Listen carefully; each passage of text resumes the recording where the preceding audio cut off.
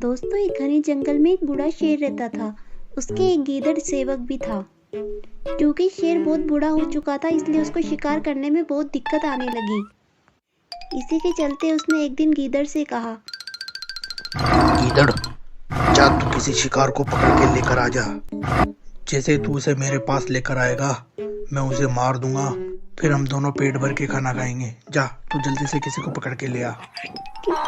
गीदड़ शिकार की खोज में एक पास के गांव में गया।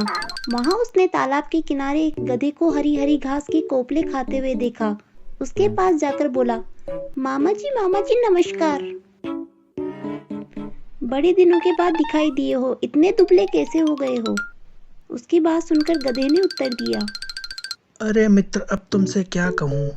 तो भी बड़ी निर्दयता से मेरी पीठ पर बोझा रख देता है और एक कदम भी ढीला पड़ने पर लाठियों से मारता है। घास तो मुट्ठी भर भी खाने को नहीं देता, इसलिए मुझे खुद यहाँ आकर ये मिट्टी में मिली हुई घास खानी पड़ती है मेरे मित्र। इसीलिए मैं दुबला होता जा रहा हूँ। अगर मामा जी यही बात है तो मैं आपको एक ऐसी जगह बताता हूँ जहाँ पर हरी घास का मैदान है, निर्मल जल का जलाशय भी वहीं पर है। वहाँ मेरे साथ आओ और हंसते हंसते अपने जीवन को व्यतीत करो। उसकी बात सुनकर गधा बोला, बात तो ठीक है तुम्हारे मित्र, किंतु हम ठहरे गांव के देसी जानवर। हमको वन के जंगली जानवरों से बड़ा डर लगता है, कहीं वो हमको मार के ना खा जाए। इसीलिए हम वन के हरे मैदानों की तरफ अपना मुख नहीं करते मित्र। तब गीदड़ बोला, मामा ऐसा न कहो, वहाँ मेरा शासन है। मेरे रहते आपका कोई बाल भी बांका नहीं कर सकता। तुम्हारी तरह कई गधों को मैंने धोबियों के अत्याचारों से मुक्ति दिलाई है। उन हरे मैदानों में अभी भी 3 गधेड़ियाँ रहती है जो जवान हो चुकी है। उन्होंने मुझे आते हुए बोला था कि तुम हमारे लिए एक सुंदर जवान गधा ढूंढ के लाना, इसीलिए तो मैं तुम्हारे पास आया हूँ। गीदड़ की बात सुनकर गधा गीदड़ के साथ चलने के लिए तैयार हो गया। गीदड़ के साथ चलते चलते गधा उसी वन पे आ पहुंचा जहाँ कई दिनों से भूखा शेर भोजन की प्रतीक्षा में बैठा हुआ था।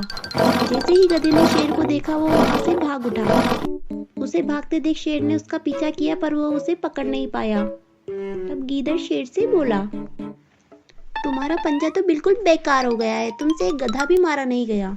शेर ने गीदड़ की बात का जवाब दिया, अबे तू क्या बात करता है गीदड़?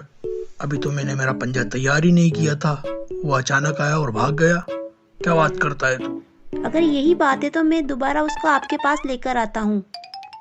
इस बार वो आपके प्रयास से बचना नहीं चाहिए। गीदड़ फिर से गधे के पास चला गया। गीदड़ को देखकर गधे ने कहा, अरे मित्र, तुम भी मुझे खूब अच्छी जगह ले गए। एक क्षण और बीत जाता तो मेरा तो काम तमाम हो जाता।